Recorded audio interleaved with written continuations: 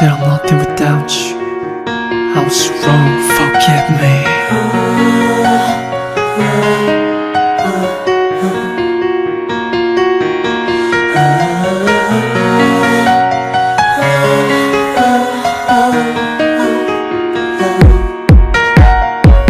Welcome to the lecture on amines.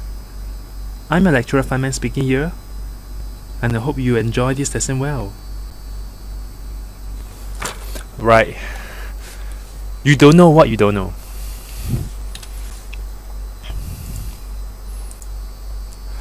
Now, amines and heterocycles, let me give you a short introduction. Amines are organic derivatives of ammonia. You know ammonia? Everybody knows ammonia. The public toilet smells because we have some ammonia inside. You know, our urine contains urea, and when urea decomposes into ammonia, it gives off that pungent smell. And that's the reason why public toilets are not very good smelling, because some people do not flush, and we allow the urea from the urine to be hydrolyzed by water. Let me draw for you. This is the structure of urea. Alright, and when you allow time for water to attack this bond, after that goes back here and cut this out, this whole fragment become NH3. You see?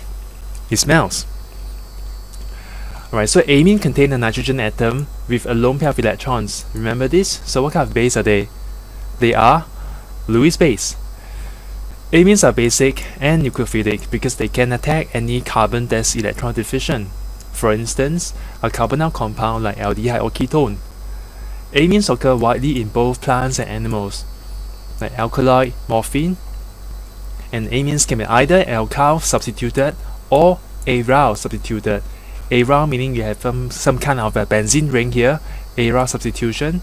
For alkyl amine, you see like a methyl group, ethyl group, etc.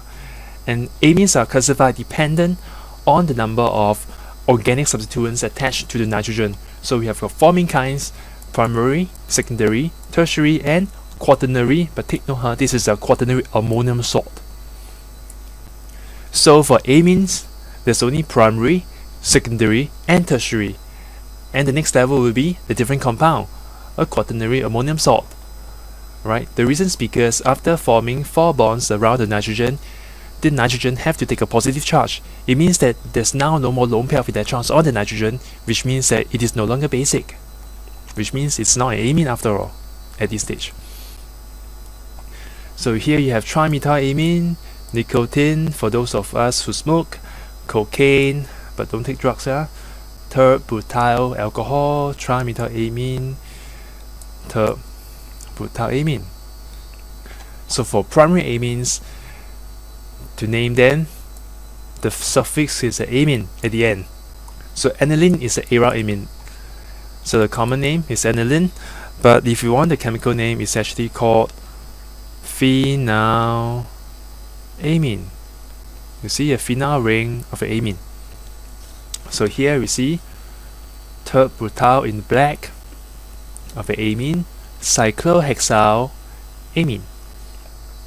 This is 4,4-dimethylcyclohexane amine. So it came from 4,4-dimethylcyclohexane, and then now this acts as a substituent for an amine group, right? And this is number 1 because now nitrogen has the highest priority for the functional group. So this is known as butane 1,4-diamine. You see 1,4 position of this carbon chain, 4 of them, that's why we call it butane. At the terminal end, we have 2 amines, so we call them 1,4-diamine. Here, 2-aminobutanoic acid. The reason is because right now the acid trumps the amine as the highest functional group. So you end up with this parent chain here called butanoic acid. Remember, carbon on the COO must be number 1. So at the second position, we have a amine substituent, and now we want to make it an adjective.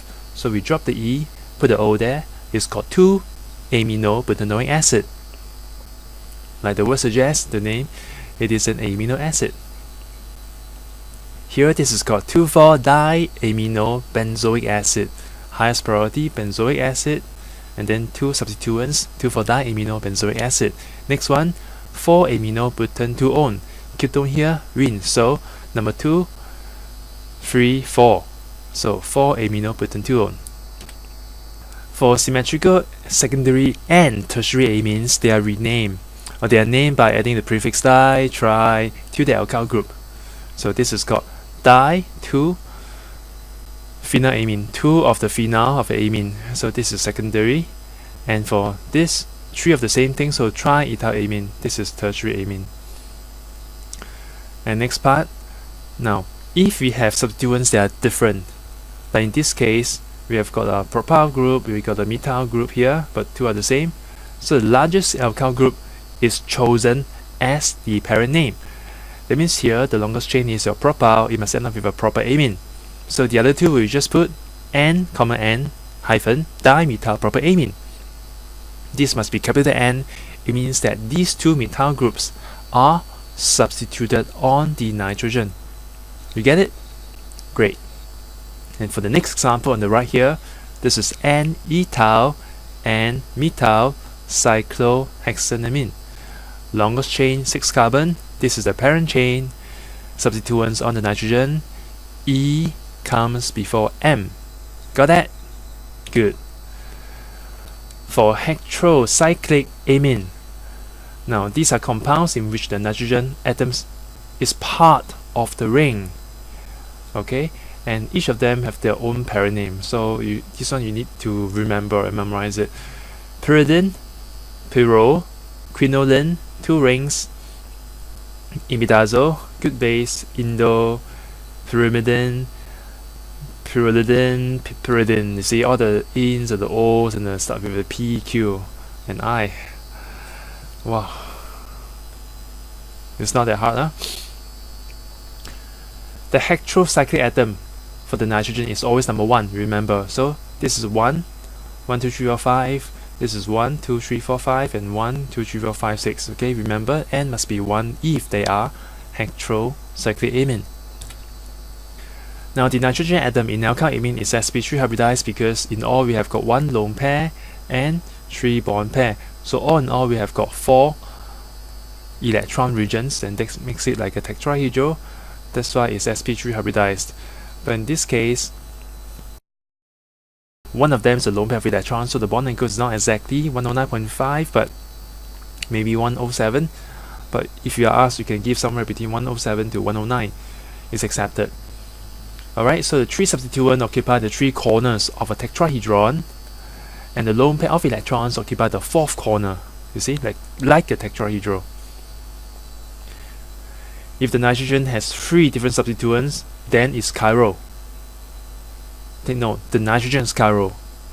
Now, but chiral amines cannot be resolved because 2 enantiomeric forms rapidly interconvert by the pyramidal interconversion.